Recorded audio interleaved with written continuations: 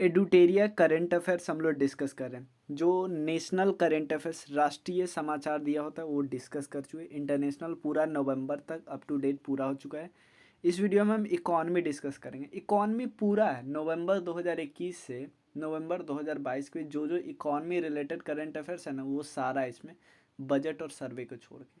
Clear. एक चीज़ जो report आती है उसका अलग वीडियो आएगा, लेकिन बाकी जो इकॉनमी से रिलेटेड करंट अफेयर्स आते हैं वो सब है इसमें। तो चलिए शुरू करते हैं। शुरू करने से पहले बता दूं कि हमारा एक प्लान चल रहा है जिसमें हम रिवीजन पे फोकस करें, एक इफ़ेक्टिव रिवीजन जिससे बीपीएससी प्रीलिम्स क्लियर हो सके आराम से।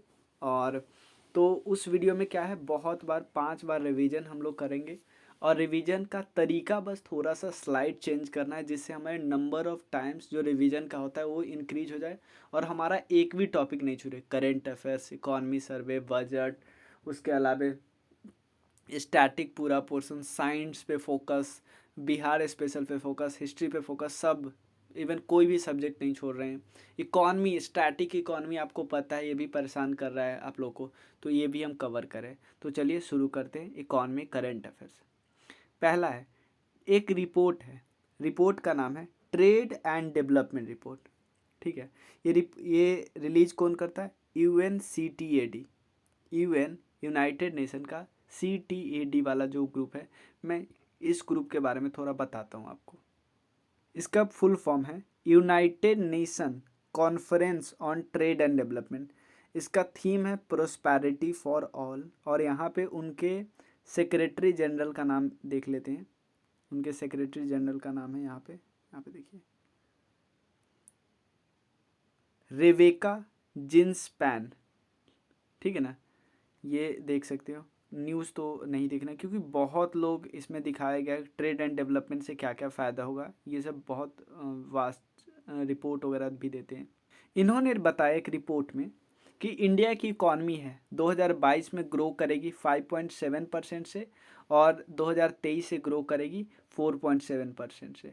लेकिन वर्ल्ड इकॉनमी इस पूरे टाइम पीरियड में सिर्फ 2.6 से ग्रो करेगी। तो इंडिया एवरेज से बहुत ज़्यादा है। ठीक है ना। उसके अलावा अक्टूबर 2022 में RBI ने इशू किया है concept note on central bank digital currency. ध्यान देना, सेंट्रल बैंक का digital currency which is digitise, मतलब जो नॉर्मल नोट का ही ना डिजिटाइज फॉर्म है, याद रखिएगा, नॉर्मल नोट का ही डिजिटाइज रूप है। उसके अलावा यूनियन मिनिस्ट्री ऑफ फिशरीज के हिसाब से इंडिया रैंक 3rd आता है फीस प्रोडक्शन में। प्लीज़ प्लीज़ याद रखिए, हर एग्ज़ाम में ऐसे रैंकिंग आते हैं और ये बिल्कुल अपडेटेड होता है करंट अफेयर्स का। फीस प्रोडक्शन में 3रा, एक्वा कल्चर में 2रा। फीस प्रोडक्शन में 3रा, एक्वा कल्चर में 2रा। According to recently release report, India बन जाएगा दुनिया का 3rd largest economy after China and USA in 2029।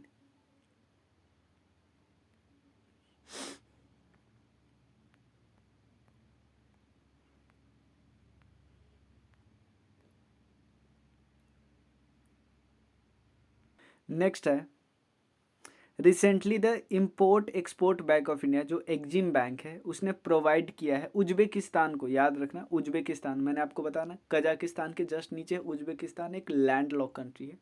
ये इवन कैस्पियन सी से भी बॉर्डर टच नहीं करता है। ये क्रेडिट दे रहा है $448 मिलियन का फॉर इंफ्रास्ट्रक्चर डेवलपमेंट उज्बेकिस्तान को। According to report release by नीति Aayog and TIFAC, there will be 100% electric two wheeler in the Indian market. मतलब 2026-27 तक टू व्हीलर मार्केट में, इंडियन मार्केट में सिर्फ टू व्हीलर जो व्हीकल होगी ना वो इलेक्ट्रिक व्हीकल होगी 100%।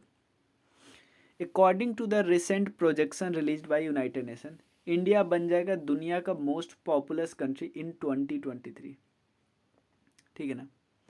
According to recently release India bio economy report, India के बायोलॉजिकल इकॉनमी की बात कर रहे हैं, ये 150 बिलियन तक पहुंच जाएगा 2025 में और 300 बिलियन तक पहुंच जाएगा 250 बिलियन 2025 में, 150 बिलियन 2025 में और 300 बिलियन 2030 में। बायो इकॉनमी करेंटली कितना है? $80 बिलियन का है। एक रिपोर्ट जो कि नीति आयोग ने रिलीज किया है, इसने बोला है कि इंडिया R&D पे, रिसर्च एंड डेवलपमेंट पे बस 0.7% अपने GDP का, ग्रोस डोमेस्टिक प्रोडक्ट का खर्चा करता है, जो कि बहुत बहुत कम है। According to report release by नीति Aayog and TIACC, 100% two wheeler electric vehicle, obviously ये तो मैंने आपको बता ही दिया। वर्ल्ड इन्वेस्टमेंट रिपोर्ट वही निकालती है, conference of trade and development बना, united nation conference on trade and development. India 7th rank पे है फॉरेन डायरेक्ट इन्वेस्टमेंट के रेसिपिएंट पे, सबसे ज़्यादा जो आता है उसमें 7th रैंक पे है। और सबसे ज़्यादा इंडिया में कहाँ से आता है? USA में आता है, याद रखिए। रिसेंटली रसिया बना है 2nd largest oil supplier India का, पहला कौन है? इराक है भाई अभी भी। India is the 3rd largest oil importer of the world after US and China. Oil importer में पहला US है, 2nd China, 3rd India. World according to report release by world bank, India was top, मतलब सबसे ज़्यादा foreign remittance का recipient India में top आता है, इंडिया में सबसे ज़्यादा आता है, $89 बिलियन। ठीक है ना। मैक्सिको 2nd नंबर पे, चाइना 3rd नंबर पे। According to report report by central government, India has received foreign direct investment कितना पहुंचा है? $83.57 बिलियन। इंडिया 7th पोजीशन पे, सबसे ज़्यादा USA से आता है। USA इंडिया का टॉप ट्रेडिंग पार्टनर बना है 2021-22 में। उसके बाद आपसे सिंपल पूछेगा, किस बैंक के गवर्नर को, किस देश के गवर्नर, बैंक के गवर्नर को governor of the year award मिला है? एक सेंट्रल बैंकिंग अवार्ड 2022 में। ये चिली के गवर्नर, जिनका नाम है मारियो मार्केल, चिली के गवर्नर, नाम देश के नाम से ही पूछ सकता है।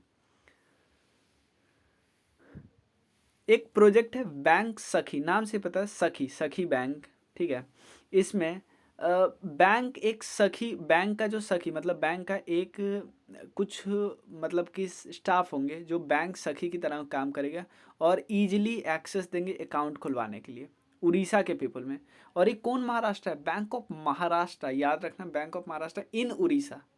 ठीक है ना। ये तो मतलब उड़ीसा के गांव में इजी एक्सेस अभी भी हो सकता है, बैंक का उतना पेनेट्रेशन नहीं हो, तो इसलिए एक उन्होंने एक अपना प्लान बनाया, काफ़ी ये अच्छा प्लान है।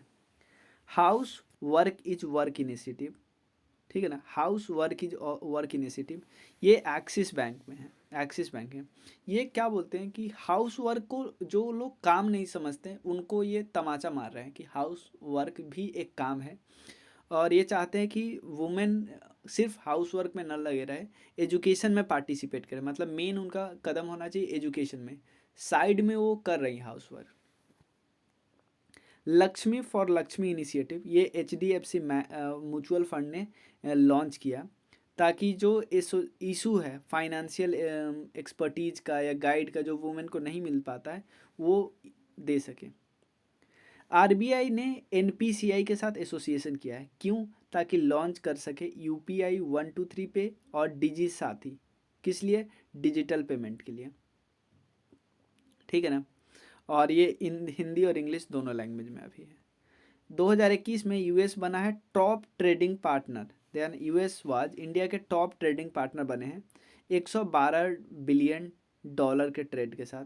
चाइना है 2nd नंबर पे। ठीक है। एक्जिम बैंक ने गवर्नमेंट ऑफ श्रीलंका को साइन किया है एक एग्रीमेंट $500 मिलियन का। ठीक है ना। इंडिया में अभी अनएम्प्लॉयमेंट रेट कितना है? याद रखिए 7.91% है, ये 2021 के दिसंबर में। अर्बन कितना है? ज़्यादा है, रूरल कम है थोड़ा। कर्नाटका बैंक को एक अवार्ड मिला है digital transformation award, digital transformation award किसके द्वारा? CII के द्वारा, कॉन्फेडरेशन ऑफ इंडियन इंडस्ट्री के द्वारा कर्नाटका बैंक को डिजिटल ट्रांसफॉर्मेशन अवार्ड। एक रिपोर्ट है, report release bye international ILO, ठीक है ना, ये बता रहा है कि ग्लोबल अनएम्प्लॉयमेंट है ना वो 207 मिलियन तक पहुंच जाएगा 2022 में, 5.9% ऑफ टोटल पॉपुलेशन, मतलब टोटल वर्किंग पॉपुलेशन की बात करें। इंडिया बन जाएगा दुनिया का लार्जेस्ट एक्सपोर्टर इन कुकुम्बर, मतलब बन गया है। वर्ल्ड इनइक्वालिटी रिपोर्ट है, ये बता रहे हैं कि 1% ऑफ द रिच, एक जो हमारे देश का 1% जो धनी व्यक्ति है उनके पास पूरा वेल्थ का, नेशनल इनकम का 1/5 है, मतलब 1% लोग के पास 22% पैसा है। ठीक है ना। तो हम बोल सकते हैं इंडिया में काफ़ी इनइक्वालिटी है। फॉरेन डायरेक्ट इन्वेस्टमेंट इतना आया है 2000, ये तो पुराना ही है। ठीक है ना। एडीबी ने अप्रूव किया है 2653 करोड़ के लोन अर्बन सर्विस के लिए इंडिया में। डीबीएस बैंक है, उसका हेडक्वार्टर है सिंगापुर में। वर्ल्ड बेस्ट बैंक का टाइटल मिला है 2021 में, याद रखिएगा। आरबीआई ने क्या किया, मेड लीगल एंटिटी आइडेंटिफायर, मतलब लीगल एंटिटी आइडेंटिफायर मैंडेटरी किया है किसके लिए, कैपिटल और करेंट अकाउंट ट्रांजैक्शन के लिए जो 10 करोड़ या उससे ज़्यादा होता है। ठीक है ना। एक 20 डिजिट का नंबर होता है ताकि फाइनेंशियल क्वालिटी को इम्प्रूव किया जा सके। एक प्राइवेट बैंक है इंडिया का, एक्सिस बैंक, उसको Asian bank of the year का दर्जा दिया गया क्योंकि अच्छा काम करती है। नीति आयोग ने प्रोपोज किया है to set up full stack digital bank. ध्यान देना, डिजिटल बैंक चलने की बात करें, कोई मतलब उसका कोई फिजिकल ब्रांच नहीं होगा। सेंट्रल बैंक ने एलोकेट किया है 4445 crore for PM Mitra scheme. PM Mitra scheme याद रखना, ये रिलेटेड है टेक्सटाइल इंडस्ट्री से रिलेटेड, सप्लाई चेन को इम्प्रूव करने के लिए। सिंपल पूछेगा, पीएम मित्र पार्क जो स्कीम है ना, किसके रिलेटेड है, टेक्सटाइल इंडस्ट्री से रिलेटेड है। मुकेश अंबानी, ये उल्टा है क्योंकि अब अडानी बन चुके हैं, तो ये पुराना डेटा है थोड़ा, तो ये मैं बता दूं, ये डेटा सब आप करने की ज़रूरत नहीं, बस इतना तक ही था, ये पुराना डेटा है, तो ये 2021 का डेटा है, तो ये सब आप छोड़ देते हैं। ठीक है ना। अब हम दूसरे वीडियो में डिस्कस करेंगे साइंस वाला, क्योंकि सारा दिया था ना एक ही साथ, तो हमने सोचा कराते हैं, लेकिन अब जो 2021 का डेटा है वो इम्पोर्टेंट नहीं है। ठीक है ना। 9582062485 पे आप टेलीग्राम या व्हाट्सएप करना। और बहुत सारे कोर्स है हमारे पास, एनसीईआरटी का हमने शुरू किया है, घटना चक्र जो पूर्वावलोकन है वो आप यूज कर सकते हैं, क्राउन जीएस का यूज कर सकते हैं, उसका एसएससी के कोर्स हैं हमारे पास जीएस से रिलेटेड, और बीपीएससी प्रीलिम्स का तो ओवरऑल पूरा तैयारी हम करवा रहे हैं, इवन मैथ्स भी उसमें करवा रहे हैं। ठीक है, तो मिलते हैं फिर नेक्स्ट वीडियो में, तब तक के लिए थैंक यू सो मच।